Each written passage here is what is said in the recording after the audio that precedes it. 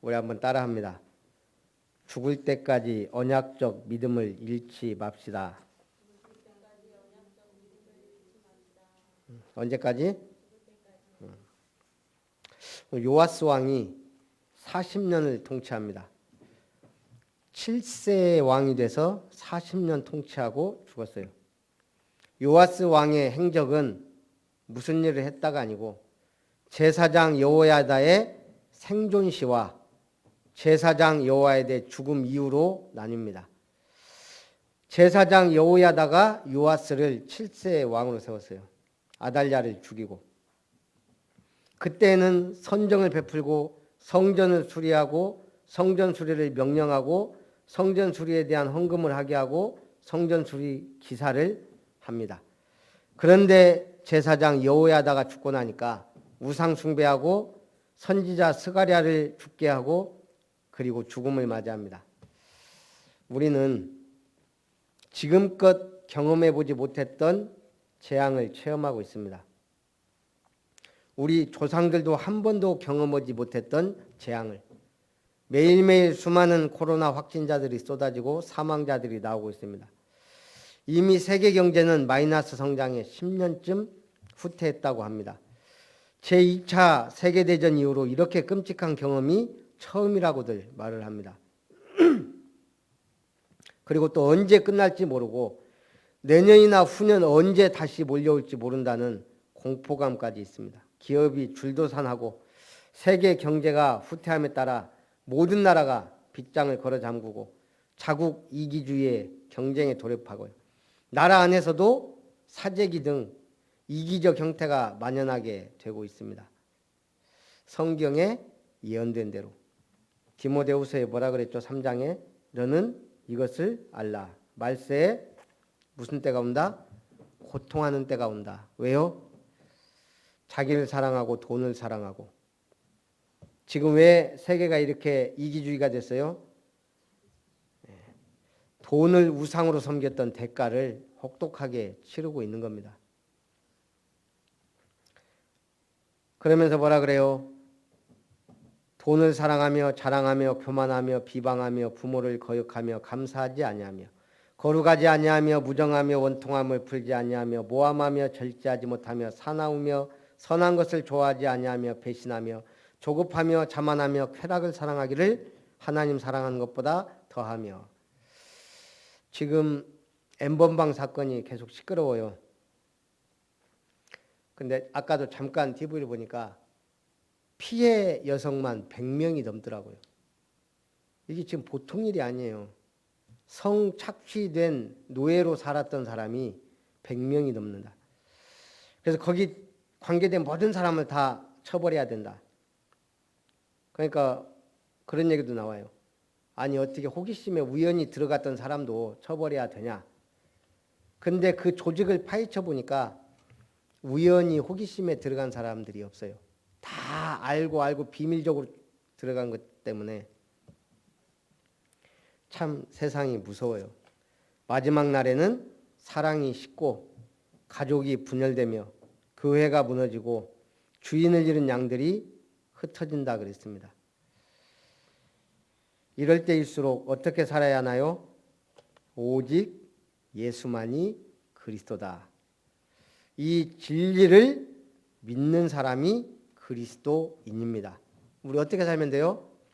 그리스도인으로 살면 돼요. 그리스도인은 뭐죠? 그리스도 믿고 누리고 증거하며 그리스도를 기다리며 사는 겁니다. 종교 생활은 교회 마당만 밟을 뿐이다 그랬습니다. 우리는 증인 돼야 돼요. 그리스도의 증인, 교회 생활이 얼마나 축복인지 증인, 신앙생활은 어떻게 해야 된다는 모델적 증인, 현장에 살아있는 하나님을 증거할 현장교회 증인 되시기를 주님의 이름으로 축원합니다. 4명만 있어도 교회가 예배가 제대로 돌아가고 방송까지 내보낼 수 있다는 걸 오늘 또 확실하게 알았네요. 제일 중요한 말씀의 선포자.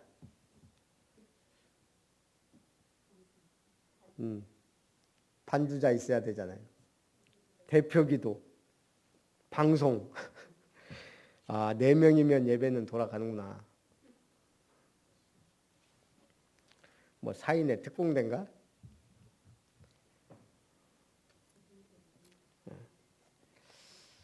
어떻게 살아야 돼요? 오직 예수는 그리스도다. 이것만 붙잡고 살면 됩니다. 첫 번째, 요아스 왕의 선정입니다. 정직히 행하였다 그랬어요. 7세라는 나이에 제사장 여호야다가 아달랴를 축청하고 요아스를 왕으로 세웠습니다. 그래서 여호야다의 보호 속에 왕의 직무를 감당할 수밖에 없었습니다. 그래서 여호야다가 아버지가 자식에게 교훈하듯 요아스를 교훈하고 지도하고 인도해서 하나님의 나라를 세워간 겁니다. 요아스는 여호야다가 살아있는 동안 여호와 앞에 정직히 행했습니다. 요아스 왕이 또 여호야다가 결혼까지 시켰다 그랬어요. 2 자녀를 낳은 후에 이제 여호와의 전을 중수할 뜻을 주었습니다. 성전이 낡아가요. 그런 부분들을 수리하기로 작정하고 레위인들에게 지시했습니다. 예나 지금이나 시키면 잘 안 해요. 이때도 왕이 시켰는데 레위인들이 잘 안 해요. 그러니까 오늘 여호야다 불러서 뭐라고 합니다. 왜 빨리 중수하지 않고 성전을 저렇게 놔두냐. 그러면서 아예 국가적 차원에서 왕이 진행을 합니다. 성전께 갖다 놓고 그리고 거기에 돈이 얼마 들어오면 성전 수리하고 계속 이런 식으로. 요아스는 성전이 빨리 중수되지 못하는 것에 대해 안타까운 마음을 가졌는데 이는 여호와께 대한 그의 열심 있는 마음을 나타냅니다. 그러니까 투명하게 하니까 백성들도 기쁨으로 헌금을 드렸습니다. 그리고 어느 정도였냐? 날마다 번제를 드렸다 그랬어요. 유다 백성들이 기쁨으로 드린 헌금은 예상 이상으로 많았으므로 성전 수리는 물론 성전 기구까지 만들었습니다. 이게 우리가 일상이 기적이라는 걸 지금 느끼고 있잖아요. 예배 드리는 것도 축복이고 이번에 류 목사님이 그 11조에 대해서 확실하게 메시지를 하신 걸로 알고 있는데 제가 아직 못 들었는데 엊그저께 우리 교역자 모임을 했거든요. 저녁 때 식사하고 이제 오면서 한 목사한테 물어봤어요. 교회 어렵냐? 어렵지. 사례비가 안 나와서 힘들다 그러더라고. 지금 상황이 그렇습니다. 코로나에다가 사회적 거리두기에 뭐 여러 가지 터지니까 아이고 이때다 하고는 예배도 안 드리고 헌금도 안 하고. 류 목사님이 뭐라고 했죠? 11조 안 하는 건 교회 없애자는 것과 똑같다.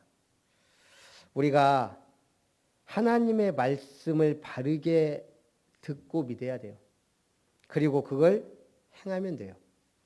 안 되면 기도하고 믿음 달라고 기도하면 돼요. 오늘 날마다 번제를 드렸다. 성전 기구까지 만들었다. 이제 제대로 제사를 드린 겁니다. 요아스는 여호야다가 살아있는 모든 날에 여호와의 전에 항상 번제를 드렸습니다. 그런데 여호야다가 죽습니다. 몇 세에? 장수했어요. 130세. 여호야다는 130세에 장수를 누리고 죽음을 맞았습니다. 왜요? 이제 요아스 왕이 7살이에요. 제대로 가르치고 지도하고 인도해서 다윗 왕의 혈통과 그 계보를 잇게 만들어야 돼요. 그러니 하나님이 제사장 여호야다가 장수하게 한 건 특별한 은혜라고 봐야 돼요. 오래 살아야 돼요. 요아스를 제대로 세우고 다윗 왕가의 계보를 제대로 이어가야 되니까. 그는 일평생 제사장으로서 하나님께 충성하였고 특별히 요아스를 아달랴의 손에서 구원하여 왕위에 앉히고 요아스를 잘 지도하여 선정을 베풀었습니다. 그래서 열왕의 묘실에 장사됐어요. 제사장이 열왕의 묘실에. 요아스는 열왕의 묘실에 장사되지 못했어요. 왕은 비참하게 죽고 오히려 제사장 평민 여호야다가 열왕의 묘실에 장사됐다. 그만큼 하나님을 기쁘게 했고 이스라엘의 중요한 인물로 왕을 세웠다는 얘기입니다. 얼마나 하나님을 기쁘게 하고 백성들로부터 존경을 받았으면 열왕의 묘실에 장사되었을까.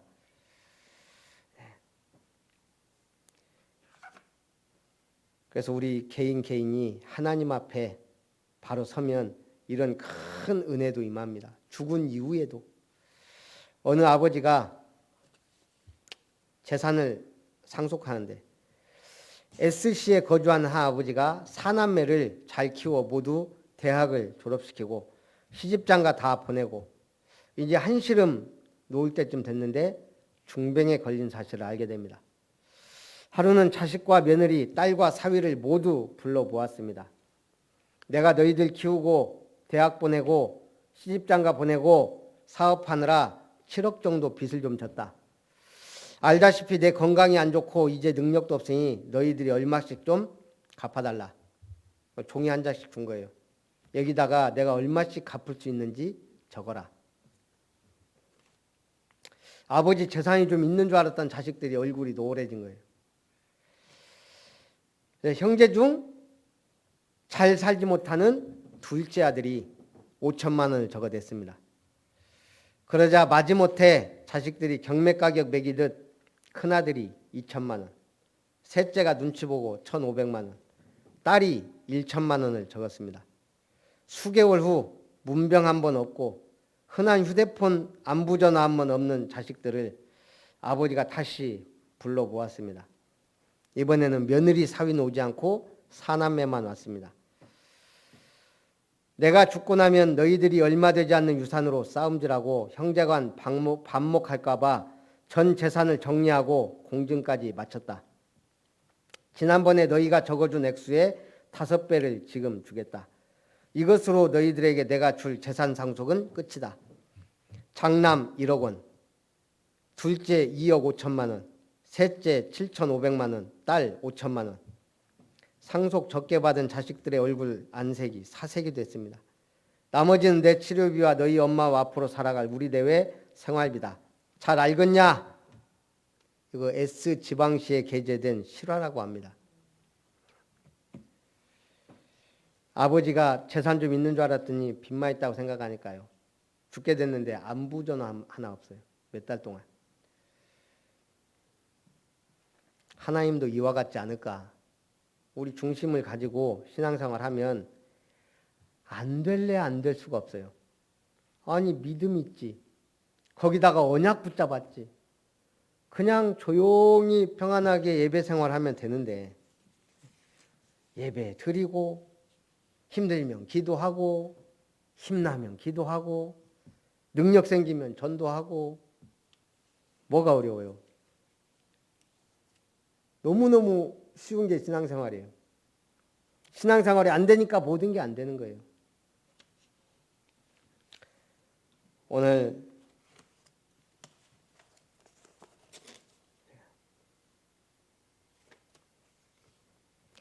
나는 배웠다라는 글을 썼더라고요. 이번 코로나 사태로 인해 나는 배웠다는 거예요.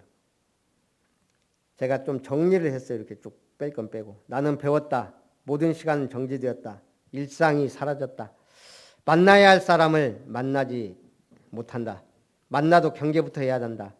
여러 사람이 마주 앉아 팥빙수를 겁없이 떠먹던 날이 그립다. 비로소 나는 일상이 기적이라는 것을 배웠다.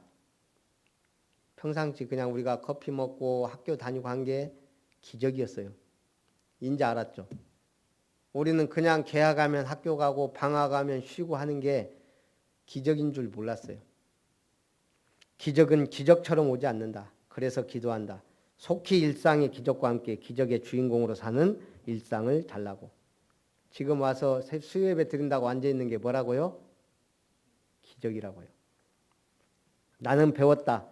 마스크를 써본 뒤에야 지난날의 내 언어가 소란스러웠음을 알고 침묵을 배웠다. 너무나 쉽게 말했다. 너무 쉽게 비판하고 너무 쉽게 조언했다. 생각은 짧았고 행동은 경박했다. 나는 배웠다. 살아있는 침묵을 스스로 가지지 못한 사람은 몰락을 통해서만 죽음으로 침묵하게 된다는 사실을. 나는 배웠다. 죽음이 영원히 3인칭일 수만은 없다는 걸. 언젠가 내게도 닥칠 수 있다는 것을. 제가 지금까지 짧은 인생 살았지만 계속 소문 듣고 찾아갔어요. 그가 죽었다더라. 누가 죽었다더라.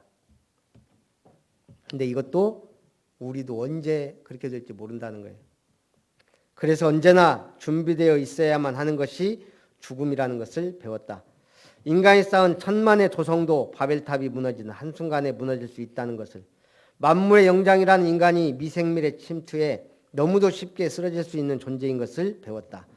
천년만년 살 것처럼 악다구니를 퍼붓고 살았으니 얼마나 웃기는 일인가를 배웠다. 나는 배웠다. 인생의 허들경기에서 장애물은 넘어지라고 있는 것이 아니라 넘어서라고 있는 것임을. 나는 배웠다. 카뮤의 페스트에 등장하는 북아프리카의 항구 오랑은 아비규환의 현장이었다. 서로를 향한 불신과 배척, 죽음의 공포와 두려움, 지옥이었다. 신종 코로나 바이러스 감염증의 최대 피해 지역인 대구는 공황도, 폭동도, 혐오도 없었다. 침착함과 고요함이 버티고 있었다. 미국 ABC 방송 이현 기자. 일본의 대지진 때 일어났던 사재기도 없었고 오히려 착한 건물주 운동으로 서로를 감싸 안았다. 외출 자제로 인간 방파제가 되어 대한민국을 지켰다. 배려와 존중으로 빛났다. 나는 위기에서 사람의 인격이 드러나고 극한 상황에서 도시의 품격이 확인된다는 것을 배웠다. 이번 사태를 통해 대한민국의 국격과 위상이 올라가고 있죠. 우리는 참 중요한 걸 배우는 것 같아요. 저도 은근히 기대했어요. 아무래도 예배가 축소되고 헌금이 축소되다 보니까 이거 월세를 내야 되는데 계속 딜레이가 되는 거예요. 은근히 건물주한테서 전화 오기를 기다렸어요. 그래도 이분이 교회 다닌다고 우리 처음 만났을 때 본인 입으로 얘기를 했으니까 지금 상황을 알 건데 제가 문자도 넣었어요.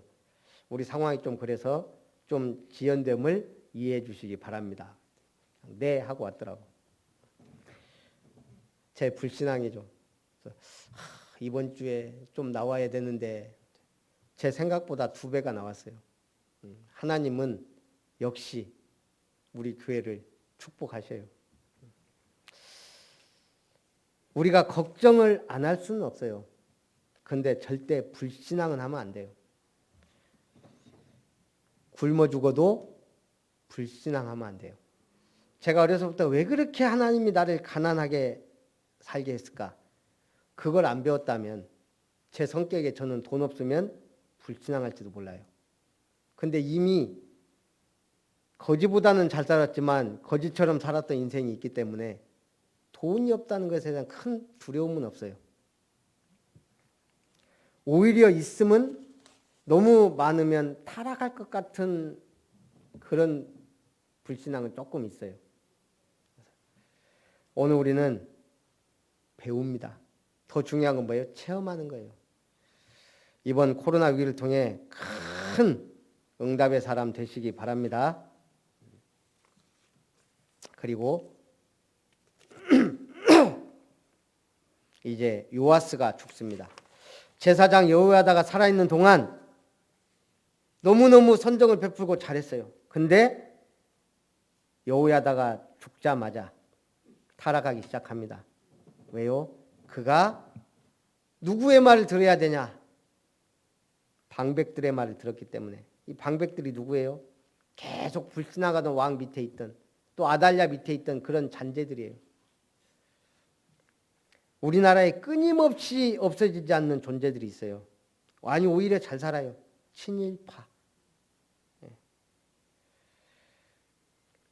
지금 누가 친일파예요?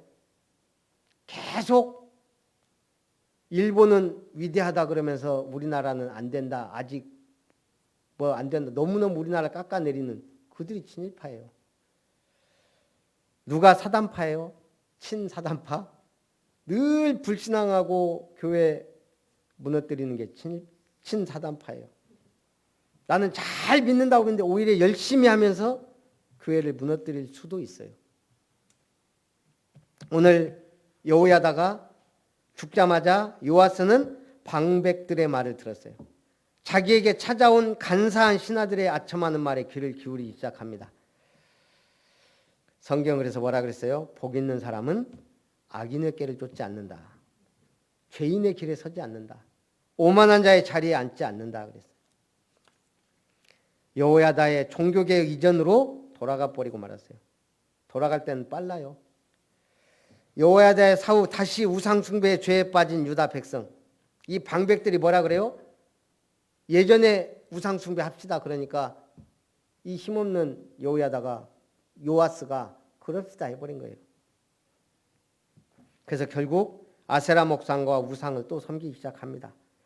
이때 여호야다의 아들 스가랴가 하나님의 말씀을 대언했습니다. 왕과 백성의 범죄를 책망하는 하나님의 말씀을 선포합니다. 이때 왕을 비롯한 무리가 스가랴를 여호와의 전 뜰 안에서 돌로 쳐 죽였습니다. 이럴 수가. 스가랴가 누구예요?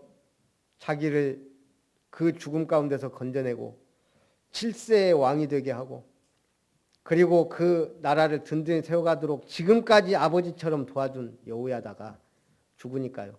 그 아들이 바른 말한다고 그 아들을 죽였어요. 참, 이게 인간이에요. 이게 은혜를 악으로 갚는 자. 세상에 이런 배신자가 많습니다. 그리고 하나님의 성전을 모독하고 하나님의 말씀을 거부한 패역한 범죄 행위를 계속합니다. 하나님이 가만 놔둘까요? 얼마 안 있어 아람 군대가 유다를 침입해 옵니다. 아람 군대는 적은 무리로 왔지만 유다의 힘이 큰 군대를 이깁니다.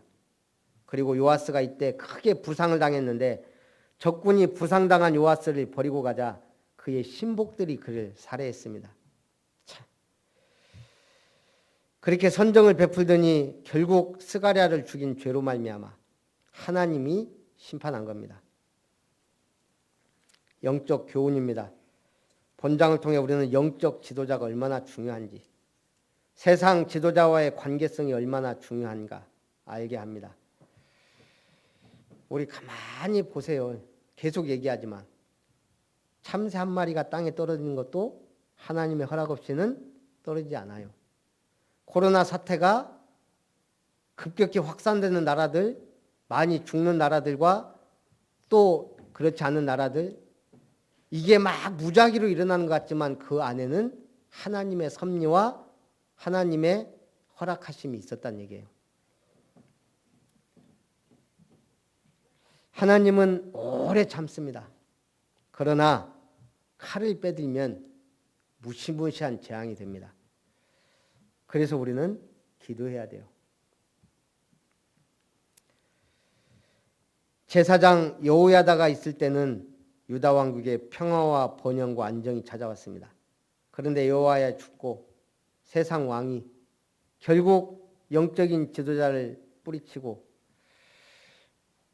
불신하는 우상 숭배자들의 말을 들으므로 나라가 위기에 처합니다. 그 다음 또 우리는 뭘 깨달아야 돼요? 언약의 중요성과 영적 균형의 중요성입니다. 여호야다가 죽은 후 정치가 급변합니다. 그 이유는 제사장들과 선지자들의 영향력이 약화되고 유다 방백들의 세력이 강화되었기 때문에, 영적 지도자의 세력이 약화되고 세상 방백들의 세력이 강화되니까 어떻게 돼요? 이게 나라가 위기가 와버려요. 그래서 요아스는 사악한 자의 조언을 듣고 선지자 스가랴의 책망을 거부하고 그를 살해하기까지 하며 죄악 가운데 빠집니다. 그리고 결국 하나님의 반드시 축복과 징벌이 있다는 것, 아람 군대의 침입으로 인해 요아스가 종말을 맞게 됩니다. 요아스가요 얼마나 비참한 생을 맞아요. 아람 군대에게, 그것도 적은 군대에게 죽고 패하고 자기 신하들에게 죽임을 당해요. 그리고 열왕의 모실에도 장사되지 못하는 수치를 당하게 됩니다. 위기의 시대를 살아가는 능력은 무엇인가? 뭘까요? 앞으로 기도하지 않으면 살아날 수 없는 시대입니다. 다시 말하면 앞으로 시대는 기도하는 자만 살아남는다. 어떤 분의 글이에요. 뭐한 사람만 살아남는다? 기도하는 자만. 기도가 뭐예요? 내 영적 상태예요. 우리는 기도 드리지 못하는 상태에 빠질 때가 너무 많아요.